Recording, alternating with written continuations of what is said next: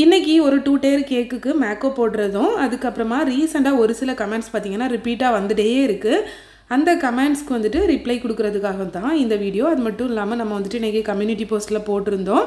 இந்த channel start பண்ணப்புறமா நான் மொத்தமாக எத்தனை கேக் செஞ்சுருக்கிறேன் அப்படின்னு சொல்லி உங்களுக்கு தெரிஞ்சுக்கணுன்னா கமெண்ட் பண்ணுங்கள், நான் வீடியோ போடுறேன்னு சொல்லியிருந்தேன். அதில் நிறைய பேர் வந்துட்டு கமெண்ட் போட்டிருந்தீங்க. சரி, ஓகே, நம்ம வீடியோக்குள்ளே போயிடலாம். இது வந்துட்டு 2 டயர் கேக்கு, 1.5 kg கேக்கு. கீழே உள்ள லேயர் பார்த்தீங்கன்னா ரசமலாய் ஃப்ளேவரும், டாப் லேயர் வந்துட்டு ஸ்ட்ராபெரி ஃப்ளேவர்லேயும் ஸ்ட்ராபெரி ஃபாரஸ்ட் கேட்டிருந்தாங்க. சரி, ஓகேன்னு சொல்லிட்டு செய்கிறதுக்கு ஸ்டார்ட் பண்ணிவிட்டு கேக் செய்யும் போதே நீங்கள் கேட்டிருந்த ஒரு சில கொஸ்டின்ஸ்க்கான ஆன்சர்ஸுமே நான் சொல்லிடுறேன். ஃபஸ்ட்டு நம்ம கேக் செய்கிறதுக்கு நம்மளுக்கு இந்த மாதிரி ஒரு பேலட் நைஃப் வேணுமா, அதுதான் எடுத்திருக்கேன். இந்த பேலட் நைஃப் பார்த்தீங்கன்னா நான் வாங்கி கிட்டத்தட்ட ஒரு 4 years மேலேயே இருக்கும். மீஷோவில் ஒரு 3 பேலட் நைஃப் சேர்த்து வாங்கினோன்னா 100 சில்லற ரூபாய் என்னமோ வந்துச்சு. இப்போ வரைக்கும் நான் எல்லா கேக்குமே இந்த பேலட் நைஃப் வச்சு தாங்க செஞ்சிட்ருக்கேன். இடையில ஒரு நைஃப் வாங்கினேன் கொஞ்சம் பெருசு, ஆனால் வந்துட்டு எனக்கு அது வந்து கம்ஃபர்டபுளாகவே இல்லை. அதனால் அதை வச்சு ஒரு கேக் கூடயுமே செய்யலை. நம்ம ஷார்ட்ஸில் நிறைய டைம் போட்டிருக்கோம் இந்த ஸ்ட்ராபெரி ஃபாரஸ்ட் வந்து எப்படி செய்கிறதுன்ட்டு. ஃபஸ்ட் லேயர் கேக் வச்சுட்டு சுகர் சிரப் கூடால கொஞ்சமாக ஸ்ட்ராபெரி க்ரஷ் சேர்த்து வச்சுருந்தேன். அதையும் போட்டுட்டு அதுக்கு மேலே க்ரீம் அப்ளை பண்ணிக்க வேண்டியது தான். இதில் ஃபில்லிங்ஸ்க்கு பார்த்தீங்கன்னா ஸ்ட்ராபெரி காம்பவுண்டும் நம்ம ஸ்ட்ராபெரி க்ரஷும் தான் கொடுக்க போகிறேன். ஃபஸ்ட்டு வந்துட்டு கொஞ்சம் ஸ்ட்ராபெரி க்ரஷ் கொடுத்துக்கலாம். இப்போ வரைக்கும் கமெண்ட்ஸில் நிறைய பேர் கேட்டுகிட்டே இருக்கீங்க, அக்கா விப்பிங் க்ரீம் எப்படி பண்ணுறது, அது எப்படி பீட் பண்ணணுங்கிற டவுட் வந்து நிறைய பேர் கேட்டுகிட்டே இருக்கீங்க. அதனால் ரொம்ப கிளியராக நான் சொல்லிடுறேன். விப்பிங் க்ரீம் பற்றி ஏற்கனவே ஒரு வீடியோ நம்ம சேனலில் அப்லோட் பண்ணியிருக்கேன். ஒருவேளை நீங்கள் புது சப்ஸ்கிரைபர்ஸாக கூட இருக்கலாம், அதனால் உங்களுக்கு தெரியாமல் இருக்குன்னு நினைக்கிறேன். அதனால் போய் செக் பண்ணி பாருங்கள்.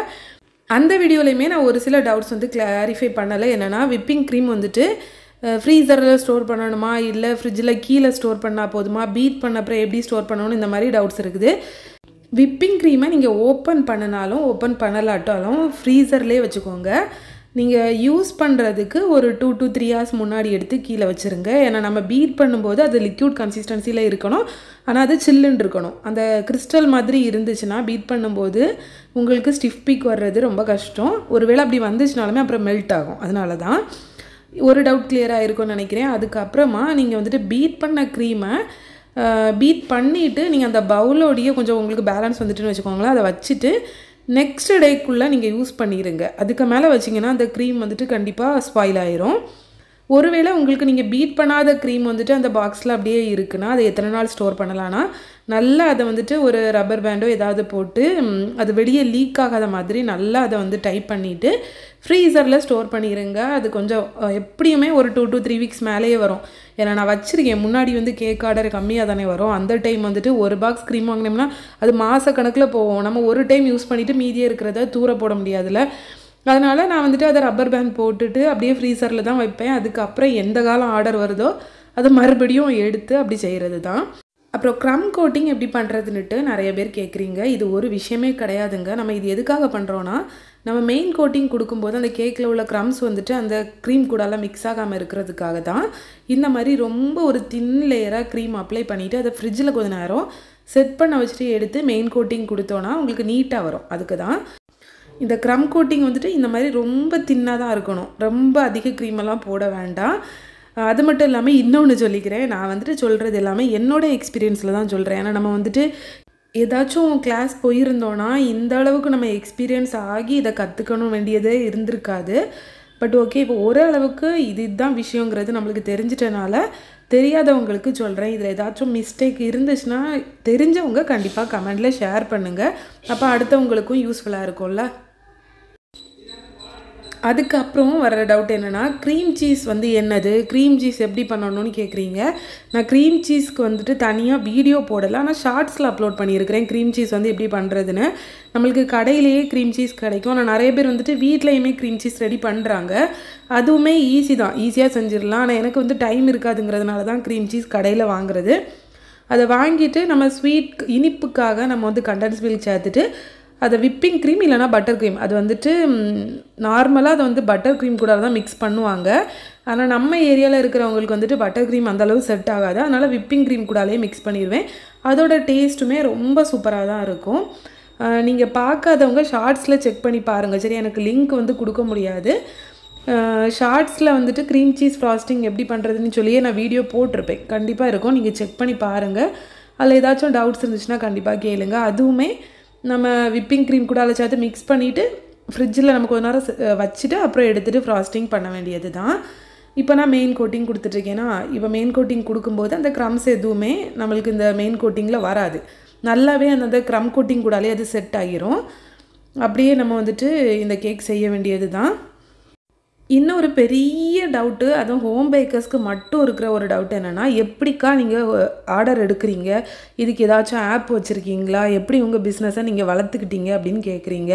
நான் இதை பற்றி ஷேர் பண்ணாத வீடியோவே இருக்காதுன்னு நினைக்கிறேன். ஏன்னா மேக்ஸிமம் எல்லா வீடியோலையுமே என்னோடய எக்ஸ்பீரியன்ஸை நான் ஷேர் பண்ணியிருக்கிறேன். இருந்தாலுமே இன்னுமே எனக்கு வந்துட்டு ப்ரைவேட்டாக மெசேஜ் வருது, சிஸ்டர் நான் வந்துட்டு சிங்கிள் மாம், எனக்கு வந்துட்டு என்னோடய இதை வளர்த்துக்கணும், அந்த ஹோம் பேக்கிங்கை நான் வந்து க்ரோ பண்ணிக்கணும்னு நினைக்கிறேன், ஆனால் வந்துட்டு எனக்கு ஆர்டர்ஸே கிடைக்கல அப்படின்னு பண்ணுறீங்க. நீங்கள் வந்துட்டு சிங்கிள் மாமாக இருக்கிறீங்க, உங்கள் பிள்ளைங்களை பார்த்துக்கிறது ரொம்ப கஷ்டம்தான். ஆனால் நான் வந்துட்டு எப்படி வளர்த்துக்கிட்டேன்னு கேட்டிங்கன்னா எனக்கே எப்படின்னு தெரியலை. ஏன்னா 5 வருஷம் ஆயிடுச்சு, நான் 5 வருஷமாக இது பண்ணிக்கிட்டு இருக்கேன், யாருமே சப்போர்ட் கிடையாது. மொத்தமாக சொல்ல போனால் என்னோடய ஃபேமிலி மெம்பர்ஸ் ஒரு ஆர்டர் கூடமே பண்ண மாட்டாங்க. ஏதாச்சும் என் ஹஸ்பண்டோட ஃப்ரெண்ட்ஸ் யாராச்சும் 1-2 ஆர்டர் பண்ணுவாங்க, அப்படி தான் ஆர்டர்ஸ் இருந்துச்சு. இப்போது இந்த சேனல் ஸ்டார்ட் பண்ணி இப்போ நான் கேட்க போட ஆரம்பித்து ஒரு 3 months இருக்கும், எனக்கு கரெக்டாக தெரியலை பார்த்துக்கோங்க. அந்த 3 monthஸில் வர ஆர்டர் மட்டும்தான் நான் இந்த சேனலில் இப்போ அப்லோட் பண்ணிகிட்டே இருக்கேன். இந்த சேனல் க்ரோத் ஆனனால தான் எனக்கு ஆர்டர்ஸ் வருது. மற்றபடி நான் வந்துட்டு எந்த ஒரு ஆப் மூலமாகவும் நான் வளர்த்துக்கலை, எதுவுமே பண்ணலை. நான் முடிஞ்ச வரைக்கும் ட்ரை பண்ணேன். ஃபேஸ்புக் மார்க்கெட் ப்ளேஸ்லலாம் நான் வந்து ஆட் போடுவேன், ஆனால் வந்துட்டு அந்தளவுக்கு ஆர்டர் வரவே இல்லை. பட் என்னோடய சேனல் கடவுளாக பார்த்து தந்ததான் நினைக்கிறேன். ஆனால் நான் 5 வருஷம் வெயிட் பண்ணியிருக்கேன். நான் வந்துட்டு இது என்னடா போட்டோன்னு சொல்லிட்டு வேறு வேலையை தேடி போகலை. இதையே நினச்சிட்டு யூடியூப்லேயே இன்னொரு சேனல் இருந்துச்சு, அந்த சேனல்லே வீடியோ போட்டு அந்த இதுவும் அவ்வளோ ஒர்க் அவுட் ஆகலை. அப்புறம் இந்த சேனல் ஸ்டார்ட் பண்ணி எனக்கு நல்லாவே ரீச் ஆகிடுச்சு.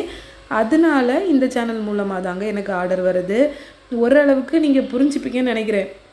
ஏன்னா சிலவங்க நினைக்கிறீங்க இவ ஏதாச்சும் சீக்ரெட் வச்சுருப்பா, அப்படி தான் இவ வந்து ஆர்டர்ஸ் எடுக்கிறா, அப்படிலாம் கிடையாது. நான் 3 மாதம் தான் ஆகுது கரெக்டாக இந்த சேனல். இந்த 3 மாதம் இல்லை, இந்த சேனலில் எப்போ கேக் போட ஆரம்பிச்சனோ அப்போலேருந்து தாங்க வந்துட்டுருக்கு ஆர்டர்ஸு. எல்லாமே இந்த சேனல் பார்த்து வர்ற ஆர்டர்ஸ் தான். அதுக்கப்புறமா இந்த நம்ம ஏதாச்சும் பர்த்டே பார்ட்டிஸ்க்கு வந்துட்டு கேக் கொடுத்துருப்போம்ல, அங்கே வரவங்க அதை சாப்பிட்டு பார்த்துட்டு நல்லா இருந்துச்சுன்னா அங்கேருந்து அவங்க நம்பர்ஸ் வாங்கிட்டு போய் அப்படி காண்டாக்ட் பண்ணி அப்படி கேக் ஆர்டர் பண்ணுவாங்க. அதனால் கொஞ்சம் பொறுமையாக இருங்க. முடிஞ்ச வரைக்கும் உங்களோட நீங்கள் கேக் பண்ணுறீங்க அப்படிங்கிறத உங்களோட ஃப்ரெண்ட்ஸு அப்புறம் ரிலேட்டிவ்ஸ் கிட்டலாம் நீங்களாகவே சொல்லுங்கள். அப்படி சொல்லலைனாலுமே வாட்ஸ்அப் ஸ்டேட்டஸு, அப்புறம் வந்துட்டு இன்ஸ்டாவில் வைக்கலாம். அப்புறம் வந்து ஃபேஸ்புக் மார்க்கெட் ப்ளேஸில் இங்கே எல்லாமே நீங்கள் ஆட் மாதிரி போடலாம். எனக்கு மற்றபடி இது என்ன பண்ணுறதுன்னு தெரில. அப்படி இல்லைனா யூடியூப் சேனல் கூட ஸ்டார்ட் பண்ணுங்கள். கண்டிப்பாக நீங்கள் ஹார்ட் ஒர்க் பண்ணிங்கன்னா உங்கள் சேனல் ரீச் ஆகும். அது மூலமாக நீங்கள் வந்துட்டு நிறைய ஆர்டர்ஸ் எடுத்துக்கலாம். அப்புறம் பார்த்தீங்கன்னா உங்களுக்கு கரண்ட் பில் எப்படி வருதுன்னு கேட்குறீங்க. நான் வந்துட்டு லாஸ்ட்டாக இப்போ கரண்ட் பில் வந்துட்டு ஜான்வரியில் தான் கட்டணும்னு நினைக்கிறேன். டிசம்பர் ஃபுல்லாக நம்மளுக்கு அந்த தீபாவளிங்க, கிறிஸ்மஸ், நியூ இயர் ஆர்டர்ஸ்லாம் இருந்துச்சா, நான் நினச்சேன் எப்படியும் ஒரு 3000-4000 ரூபாய் அந்த மாதிரி வரும்னு நினச்சேன். ஆனால் அந்தளவுக்கு கரண்ட் பில் வரல. ஒரு 1200 சம்திங் அந்த மாதிரி தான் வந்துருந்துச்சு. இந்த டவுட்டும் உங்களுக்கு கிளியர் ஆகிருக்கும்னு நினைக்கிறேன். என்கிட்ட வந்து பார்த்திங்கன்னா ஒரு ஸ்டாண்ட் மிக்சர் இருக்குது, ஒரு ஓடிஜி, ஒரு ஓவன். இந்த நியூ இயர், கிறிஸ்மஸ், அப்புறம் வந்துட்டு அது நியூ இயர் கிறிஸ்மஸ்க்கு அதுக்கப்புறம் மற்ற நாளுமே ஆர்டர்ஸ் இருக்குமா, எல்லாமே செஞ்சப்புறம் கரண்ட் பில் இவ்வளோ தான் வந்துருந்துச்சு. நான் இனிமேல் இந்த மாதம் எவ்வளோ வருதுன்னு சொல்லிட்டு நெக்ஸ்ட்டு ஏதாச்சும் ஒரு வீடியோவில் ஷேர் பண்ணுறேன். அப்புறம் இன்னும் ஒரு சில பார்த்திங்கன்னா அது நான் ப்ரைஸ் லிஸ்ட் கேட்குறீங்க கமெண்டில் வந்துட்டு. இப்போ பார்த்திங்கன்னா அடிக்கடி வர கமெண்ட் என்னென்னா, அக்கா உங்கள் ப்ரைஸ் லிஸ்ட்டை ஷேர் பண்ணுங்கள் அப்படின்ட்டு கேட்குறீங்க. நான் வந்துட்டு பார்த்திங்கன்னா கோயம்புத்தூர், சென்னை இந்த சைடில் உள்ள ஹோம் பேக்கர்ஸ் ஒரு சில பேர்கிட்ட வந்து ப்ரைஸ் லிஸ்ட்டு என்கிட்ட இருக்குது, அவங்களோட ப்ரைஸ் லிஸ்ட் இருக்குது. நம்ம கன்னியாகுமரி டிஸ்ட்ரிக்ட் ப்ரைஸ் லிஸ்ட்டும் அவங்க லிஸ்ட்டும் ரொம்ப டிஃப்ரெண்ட்டு. இங்கே கொடுக்குற ரேட்டை விட அங்கே வந்துட்டு 1500 அந்த மாதிரி அதிகமாகவே கொடுக்குறாங்க. ப்ரைஸ் பார்த்திங்கன்னா ஒவ்வொரு ஏரியா பொறுத்து சேஞ்ச் ஆகும். நம்ம இப்போ கொடுக்குற ப்ரைஸ் வந்துட்டு நீங்கள் கோயம்புத்தூர், திருச்சி அந்த சைடில் இருக்கிறவங்க சேல்ஸ் பண்ணிங்கன்னா கண்டிப்பாக உங்களுக்கு செட் ஆகாது. அதனால் நீங்கள் உங்கள் ஏரியாவில் இருக்கிறவங்க கிட்ட ப்ரைஸ் லிஸ்ட் கேட்டுக்கோங்க. நம்ம கன்னியாகுமரி டிஸ்ட்ரிக்டில் இருக்கீங்கன்னா கண்டிப்பாக என்கிட்ட கேளுங்க, நான் கண்டிப்பாக ஷுவராக கொடுப்பேன். இப்போ தான் நம்ம மெயின் கண்டென்ட்கே வரப்போகிறோம். நம்ம சேனல் ஸ்டார்ட் பண்ண அப்புறமா மொத்தமாக நான் எத்தனை ஆர்டர் கொடுத்துருக்கேன், டெலிவரி பண்ணியிருக்கேன் அப்படிங்கிறது தான் இந்த வீடியோவில் இப்போ ஷேர் பண்ணியிருக்கேன். பார்த்தீங்கன்னா நான் வந்துட்டு எனக்கு டைரியில் எழுதுகிற அளவுக்கெல்லாம் ஒரு நாள் கூட ஆர்டர் வந்து கிடையாது. இந்த சேனல் ஸ்டார்ட் பண்ண அப்புறம் தான் ஸ்டார்டிங்கில் வந்த ஆர்டர்ஸ் கூட நான் வந்துட்டு இதில் எழுதலை. அதெல்லாம் வந்துட்டு நான் ஓரளவுக்கு மெமரைஸ் பண்ணி நான் வந்துட்டு ஒரு கவுண்ட் எடுத்து வச்சுருக்கிறேன். அந்த வீடியோட எண்டில் சொல்கிறேன். இது எல்லாமே இந்த சேனல் ஸ்டார்ட் பண்ண அப்புறம் வந்த ஆர்டர் தாங்க. Christmas order, new year order, மற்றபடி மேக்ஸிமம் எல்லா நாளுமே ஆர்டர் இருக்கும். இது எல்லாமே உங்களோட சப்போர்ட்டால் தான். இதை வந்து என்றைக்குமே நான் மறக்க மாட்டேன். நீங்கள் ஏன்னா அவ்வளோ சப்போர்ட் கொடுத்துருக்கீங்க. கன்னியாகுமரி டிஸ்ட்ரிக்டில் மட்டும் இல்லைங்க, அதர் டிஸ்ட்ரிக்டில் இருக்கிறவங்க கூட அவ்வளோ சப்போர்ட் கொடுக்குறீங்க. நீங்கள் வந்துட்டு என்னோடய சேனலை லைக் பண்ணி சப்ஸ்கிரைப் பண்ணனால தான் அடுத்தவங்களுக்கு ரெக்கமெண்ட் ஆகுது. அதனால தான் நிறைய ஆர்டர்ஸ் கூட கிடைக்குது. இது மூலமாக கண்டிப்பாக உங்களுக்கு வந்துட்டு ஒரு மோட்டிவேஷன் கிடைக்கும்னு நினைக்கிறேன். ஹோம் பேக்கர்ஸாக இருந்தாலும் சரி, எந்த ஒரு தொழில் செய்கிறவங்களாலும் கொஞ்சம் வெயிட் பண்ணுங்கள். என்னைக்காச்சும் ஒரு நாள் நம்மளுக்கான நேரம் வரும். அன்னைக்கு நம்ம வந்துட்டு உண்மையாகவே ஹார்ட் ஒர்க் பண்ணியிருந்தோன்னா ஈஸியாக நம்ம க்ரோ ஆகி போயிட்டே இருப்போங்க. அதுதான் எனக்கு இப்போ நடந்துகிட்ருக்கு. இப்போ வந்துட்டு 2024 ஸ்டார்ட் ஆன அப்புறம் தான் நான் இந்த டைரி வாங்கினேன். இது வந்து அப்பா தான் கொடுத்தாங்க இந்த டைரி. இந்த டைரிலையுமே நான் ஸ்டார்டிங்லலாம் எழுதலை, ஆனால் அந்த நோட்டில் தான் எழுதிட்டு இருந்தேன். அது நிறைய ஆர்டர் வந்துட்டு கன்ஃபியூஸ் ஆக ஆரம்பிச்சிட்டு, அதனால இதில் எழுதியிருந்தேன். இதுவுமே பார்த்திங்கன்னா இப்போ பிப்ரவரி இப்போ நம்மளுக்கு வந்துட்டு டேட் இன்றைக்கி 8th ஆகுதா, February 26 அப்புறம் மார்ச்சுக்கு எல்லாமே இந்த கேக் ஆர்டர்ஸ் வந்துட்டு இப்போவே கன்ஃபார்ம் ஆகிடுச்சு. எத்தனை கேஜி கேக் கொடுத்துருக்கேங்கிறது வந்துட்டு நான் வந்து வேணால் இன்னொரு வீடியோவில் நான் கேல்குலேட் பண்ணி சொல்கிறேன். மொத்தமாக பார்த்தீங்கன்னா ஒரு 650 கேக்ஸ் மேலே டெலிவர் பண்ணியிருப்பேன்.